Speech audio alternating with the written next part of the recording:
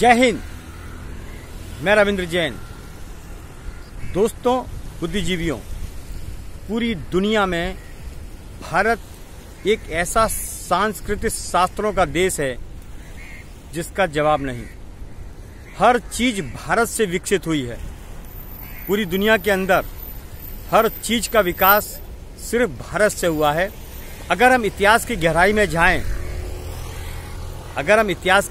में जाएं, तो भारत के वास्तुकार, भारत के शास्त्र हजारों सालों से प्रचलन में हैं, लेकिन विदेशी लोगों ने उनको लूटकर उन पर अध्ययन किया और अपने देश को आगे बढ़ाने का काम किया। फिर भी सत्य तो सत्य रहता है, सत्य कभी झुठला नहीं सकते। ये भारत ऋषि किसी संतों की भूमि, शास्त्रों की भूमि। इन शास्त्रों के माध्यम से भारत के विभिन्न देशों में प्रचलन था, ऋषि मुनियों का प्रचलन था, शास्त्रों से यज्ञ का विधान था, शास्त्रों से औषध का विधान था। पूरी दुनिया में उसका डंका आज भी बजता है। जैसे जैसे भारत के बारे में लोगों को मालूम पड़ता गया, विदेशियों ने इसका फायदा उठाया और कब्जा करते गए, और भारत की जो विकासशील की गतियों की बुकें थी, शास्त्र थे, उनको ले जाकर उनका अध्ययन किया और अपने देश का विकास किया। ये बात बड़े गौर करने की है कि पूरी दुनिया के अंदर भारत जैसा देश दूसरा नहीं हो सकता, ना ही है। यहाँ की मिट्टी में कुछ खूबी अलग है। यहाँ की मिट्टी में सिर्फ शेर पैदा होते हैं, गीदड़ों का काम नहीं। इसलिए भारतीय सबसे ज़्यादा मेहनती और बुद्धिमान होता है। लेकिन इस चीज का उजागर नहीं हो पाया।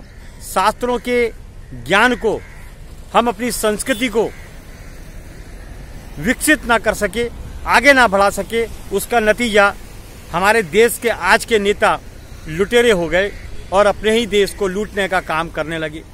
इतना फर्क होता है। एक छोटा सा देश इजराइल, देशभक्ति के गुण ने पूरी दुनिया में उसको एक कोहिनूर हीरे की तरह चमका के रख दिया, और हमारा भारत जो प्रगतिशील, विश्वविख्यात शास्त्रों का, संतों का भारत आज शर्मसार होता नजर आता है।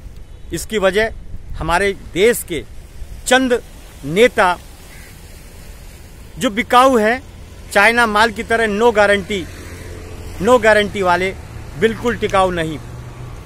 इनके अंदर राष्ट्र प्रेम की भावना नहीं, सिर्फ धन प्रेम की भावना इनके अंदर है। तो कहीं ना कहीं इनके अंदर जो सोच है वो मुगलों की है।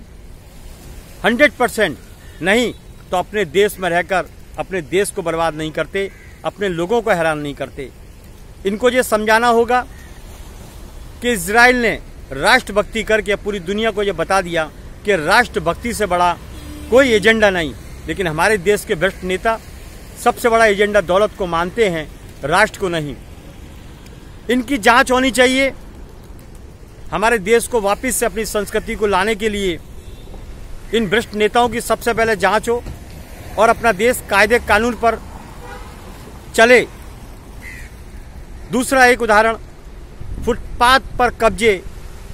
सबसे पहले फुटपाथ के कब्जे, इन कब्जों को नेता और बीएमसी से जोड़ा जाए। इनके ऊपर सीधी दर्ज की जाए FIR कि फुटपाथ पर कब्जे कैसे हुए, इसका जिम्मेदार कौन। इससे बंबई की सो खराब होती है, नशे का कारोबार फैलता है। मैं जनहित में रविंद्र जैन। जय हिंद।